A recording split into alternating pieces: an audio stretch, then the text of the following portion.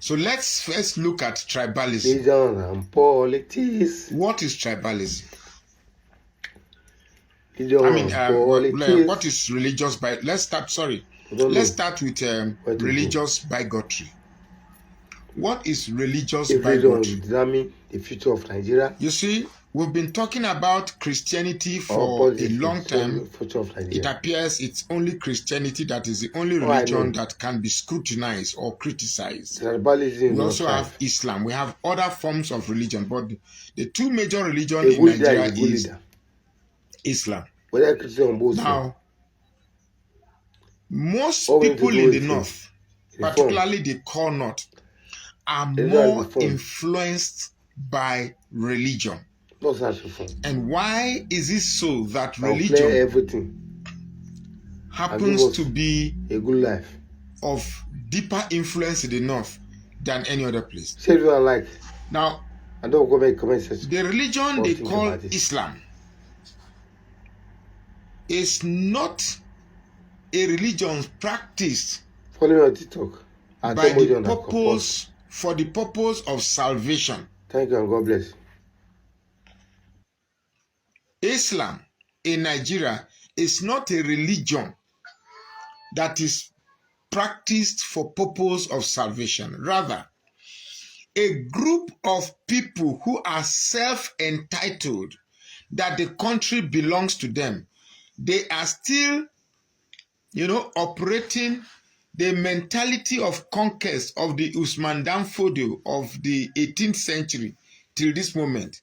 And they believe Islam is a tool of conquest. Let me tell you how Islam works. First, in those days, they raid the place and conquer the place and then force you to accept the religion and then put an emir for you who must be a descendant of those who introduced Islam. A very good example is Kwara, Auchi, and other places that have been conquered and Islam has been Kogi. Now, I am not against people practicing their religion. I don't have a problem with anybody practicing Islam. I don't have a problem with anybody practicing Islam. Where I have a problem with is if your religion now determines your choices.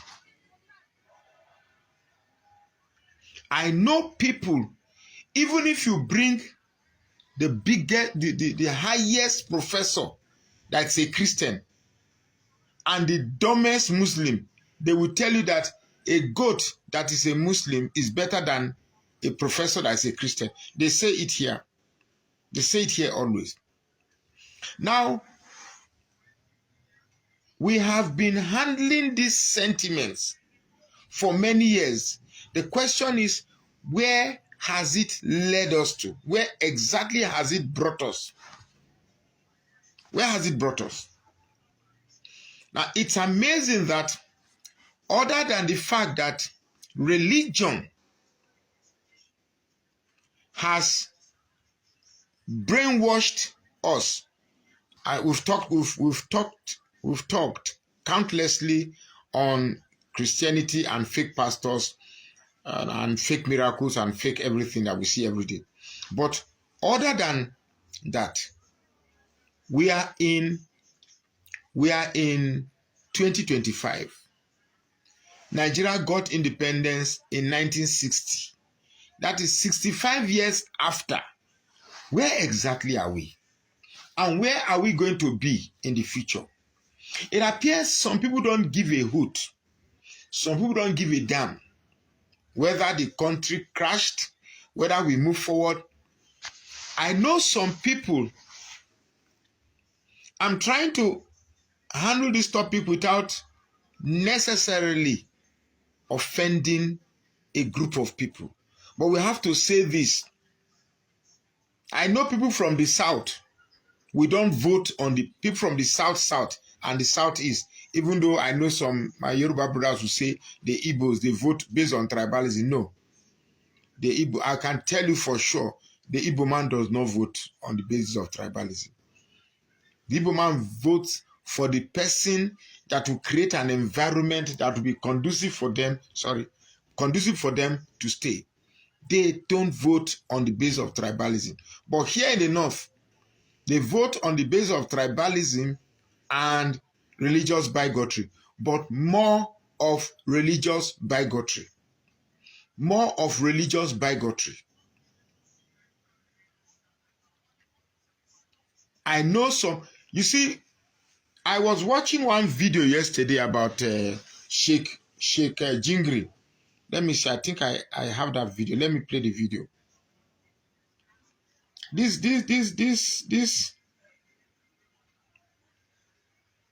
I think I saved it yesterday. Sheikh, yeah, look at it here. Thank God I saw it. Let me play it. Let me play it. 2027, Muslim Christian.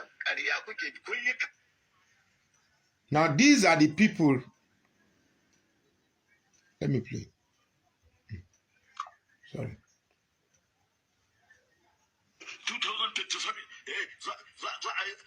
Muslim Christian.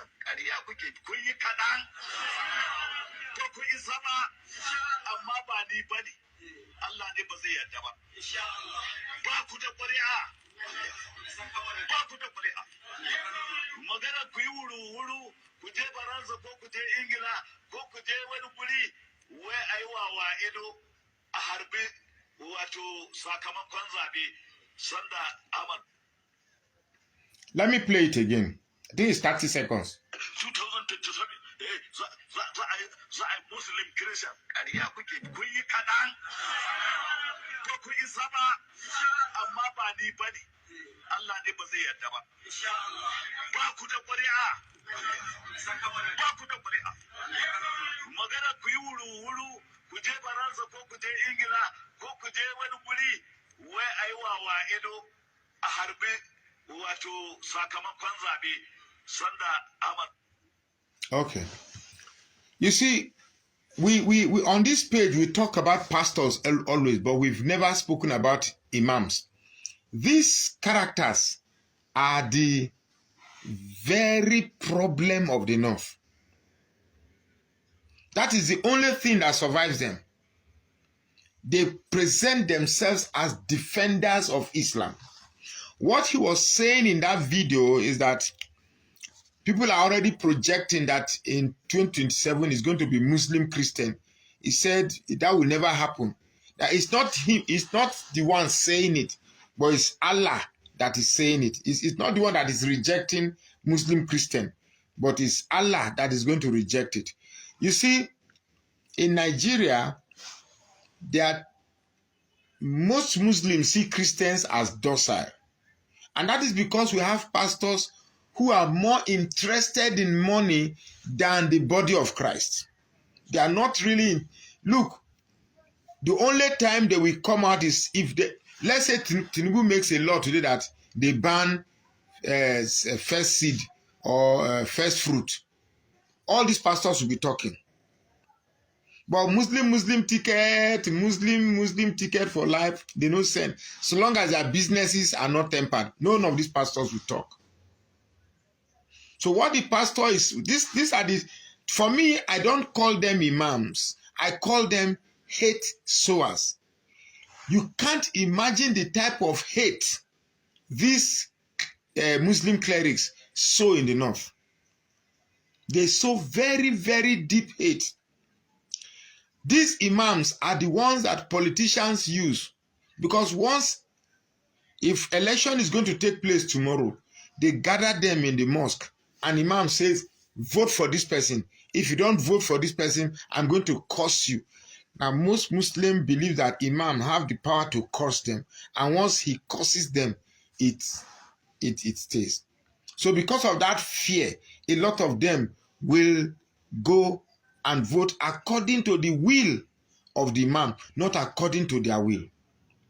Now, these people are everywhere, but then what this man is doing, what this man is even saying in this video is one of very one of very many videos I've seen during election, during non-election time period. I've seen hate preachers with microphone preaching hate with public megaphones, yet they are not arrested. They are not arrested.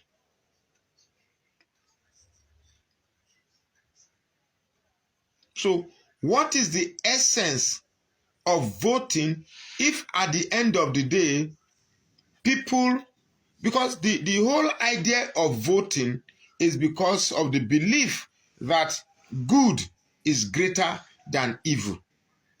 So if we have a country of 250 million Nigerians, 250 million Nigerians can be bad. So the reason why they say majority carries the day, because majority of the population is believed to be good. Now, if the bad politicians now have influence to influence the outcomes of election, that means the idea that majority carries the vote no longer subsists. But you see,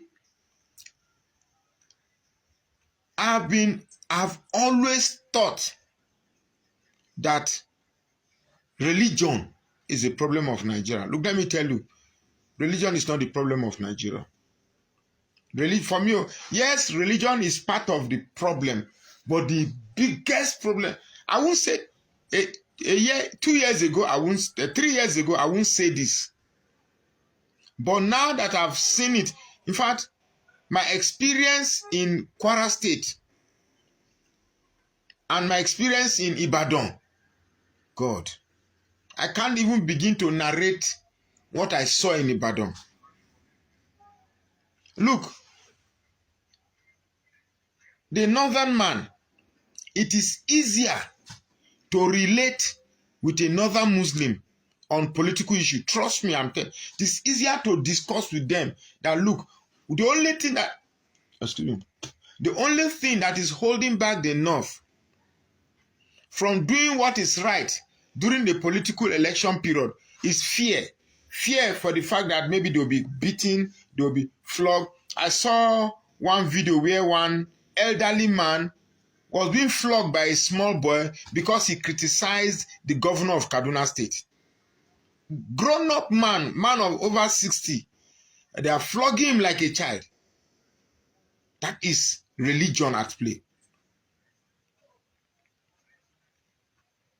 But you see, why I say tribalism is a problem, because you will see an educated man, very educated, speaks good English, but once he hears ngbati, atiwani, tiwani, ngbati wale shele, immediately, you see, because most of the religious bigots, if you look at religious bigots, they are mostly illiterate. Whether Christian or Muslim, just watch, they are mostly illiterate. But you see, tribalism, somebody is well read, somebody is a graduate of a university. The whole essence of being educated is for you to be able to use your intellect to discern and operate rationalization in order that a fair decision is arrived at. That is the whole essence of education. But where somebody who possesses the ability to activate rationalization is now being biased, then is a problem. There are some Yoruba tribal bigots who, for what it is worth, their gain is that, well, the country is bad, things are not working, but at least Igbo man is not president. I can tell you that there are some Yoruba bigots, the only problem they have is that an Igbo man should not be president. So I'm beginning to wonder if the whole essence of Nigeria being one is for the Igbo man not to become president. I asked a question. I asked one Yoruba guy, Adeyemi Dairo. I asked him, have we made a decision so that an Igbo man cannot be president? I waited for like 20 minutes. He didn't answer. Is there a discussion somewhere that a decision was reached that, look, Igbos should not be president, so that I don't be fooling myself, fighting a fight I don't know what decision has been reached? Because the last time I checked, they want to go by forming a country they call Biafra. They want to go. He said, no, Nigeria is an indivisible country. Nigeria is the unity of Nigeria is what is what they use, is sanctimonious or whatever. Now they want to go. They say, no, don't go. We must stay together here. Okay, fine. We will not go. Let us contest in an election. They won. You refuse to give him. I asked somebody who was a pro-Tinubu supporter, I said, do you think Tinubu won Rivers State? How can Tinubu win Rivers State? Who knows Tinubu in Rivers State? Yet he won. In Plateau State, where the election was close to 2 million for Peter Obi, before daybreak, we saw that the whole thing was slashed. All the polling unit was labor. 400,000. Only does not local government alone. Peter Obi got more than 400,000. I see people talking about tax reform. When we begin to assess the policy, it's like we've all concluded the whole concept of grabbing, snatching, and running away with ballot has been accepted as a norm. I think what Nigeria should be talking about after the shameful performance of INEC is electoral reforms. So electoral reform, not all this tax reform, whatever, this thing, just to... My brother, do you know, there's a guy that does, during the Peter Obi, there's a Yoruba guy that does the Yoruba TV session on my page. He just slumped and died today because of hardship. Every time he comes, I've told many of you that are watching me that every time in the morning, I don't have, but every day in the morning, we must assist the poor.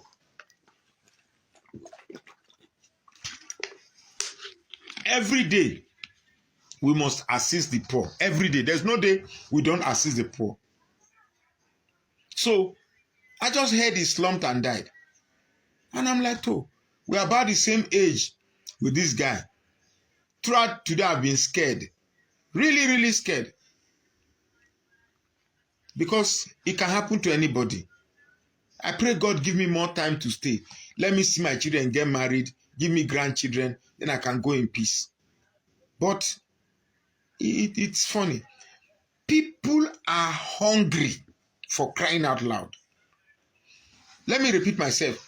People are hungry. People, they hungry. I'm telling you the truth. People, they hungry. Do you know that 5,000 naira cannot cook a decent meal for a family of 4? What do you want 5,000 cook? How much the mood of rice now? Hello, you don't sleep? How much is a mood of rice? Then before you buy oil, Maggi, tomatoes, onions. I mean, we look at these things and we laugh about it. We joke about it. Some people just come and be say, Peter Obi can never be president. As if Peter Obi is the problem. As if your joy is that Peter Obi is not president. How can people carry so much hate? Look, I've met some Igbos that have really annoyed me. I've met Igbos that have really, really offended me. But I cannot use the experience I have had with a few people and, stereotype them based on their tribe. I've met I have a neighbor that's Igbo, very annoying, but I cannot say because they annoy me, then every Igbo is like that. Yes, they can be proud, I know that, but it's not enough to stereotype. But there are some young guys who for no reason just have this deep-rooted... See, those days when I was discussing this, in some Igbo say they hate Igbo, I will be thinking it's a figment of their imagination. But I saw that thing black and white in Kwara State. I saw it black and white. Look, if they conduct 100 election, no Igbo man win election in Kwara State. The worst person to deal with politically in an election situation is a converted Yoruba Muslim. Oh my goodness. Those group of people, you cannot reason with them. Yoruba Muslim, you think the Hausa Muslim is wicked. You think Fulani Muslim is wicked. No, no, no. The real wicked ones are the Yoruba Muslim, because these ones, they know the truth. They know the truth, but they will allow their hate for a certain race dictate. So I watch them on TVC. I watch them on Channel TV. You will be seeing them just saying ridiculous lies because they want to show loyalty. We have attained a situation in Nigeria where we are gradually making criminality a culture, or corruption is gradually becoming a culture for us, where people can actually brag and be proud that I am a Yahoo boy. What's my job? I do Yahoo. Where if somebody goes to steal money,